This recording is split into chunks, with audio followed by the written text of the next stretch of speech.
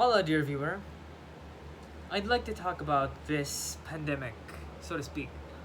It's a little over exaggerated to say it's a pandemic, but it is a pandemic in its own right. I'd like to talk about masculinity.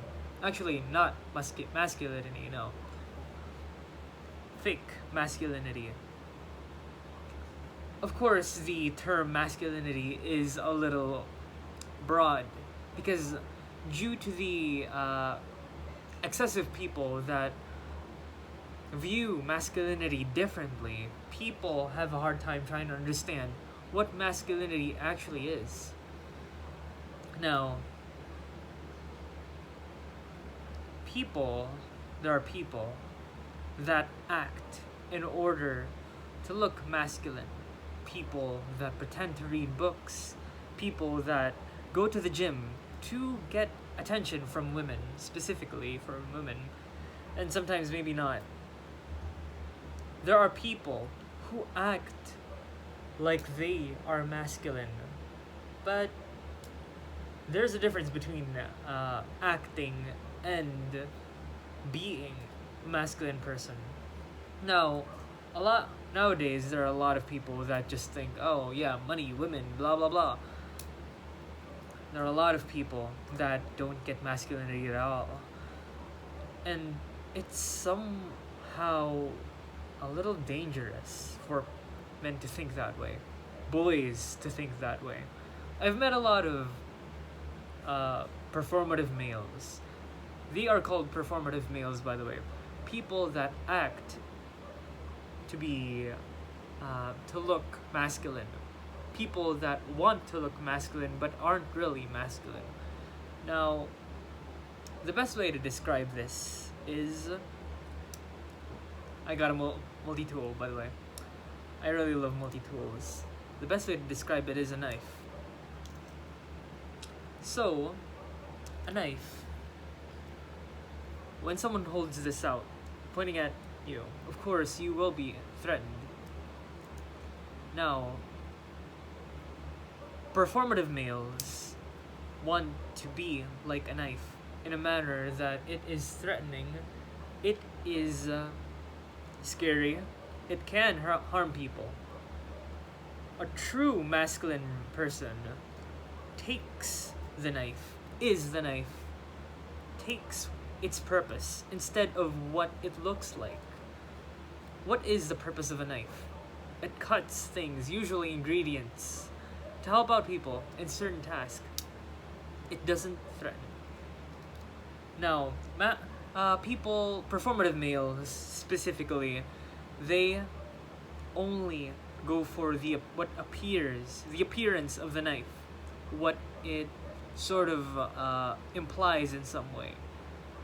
But true masculine people are often those that take the purpose, focus on the purpose of it instead of what it looks like and what it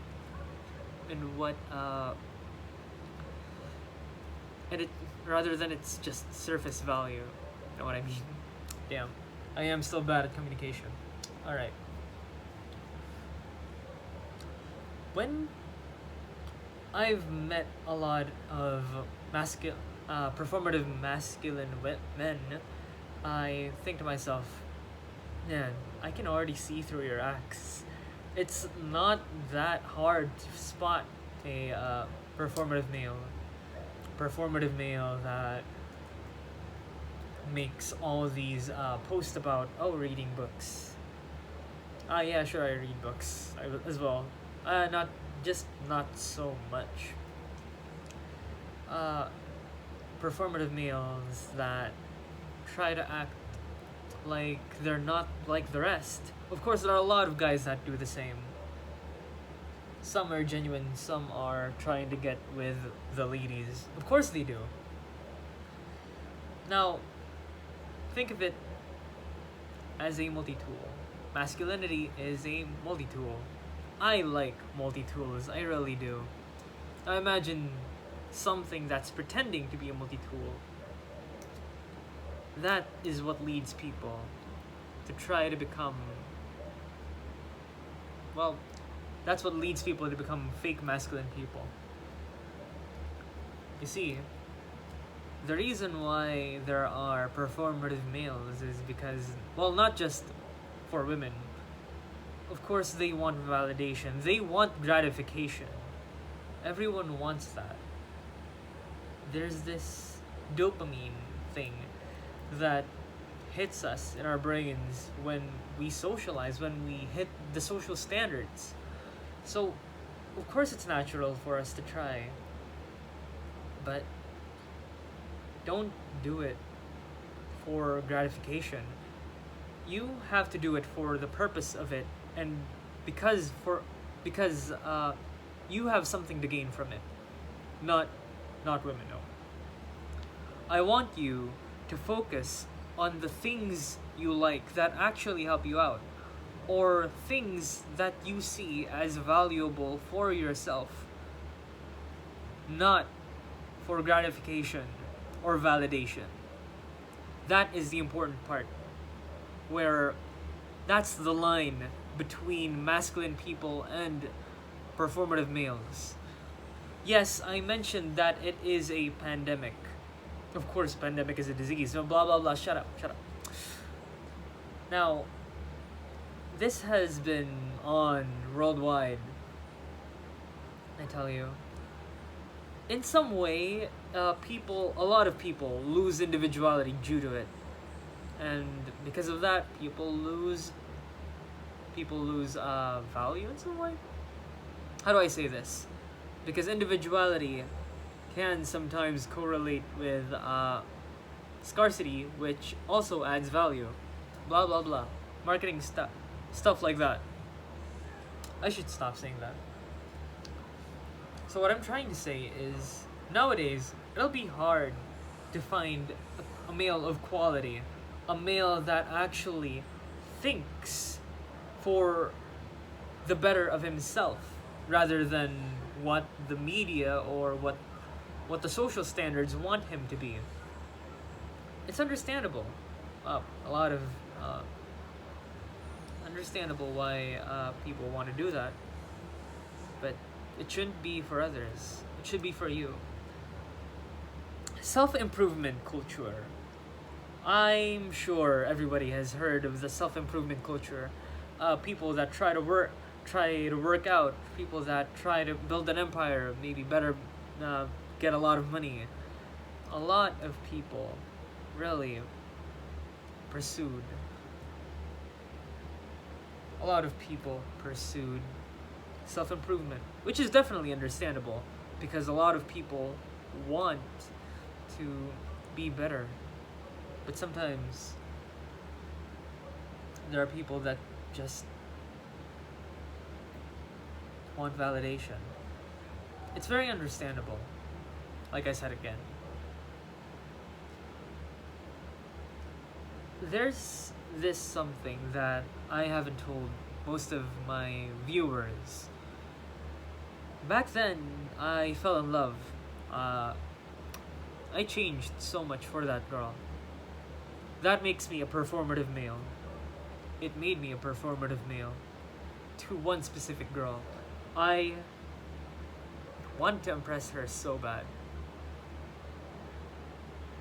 Of course, this wasn't a healthy relationship. But something that I really want to tell every performative male out there: you can still change. Because even though I changed for her, I loved what I had. I loved what I gained. I loved philosophy. I genuinely liked Friedrich Nietzsche. I sometimes disagree with Socrates and all that. But I really loved the craft.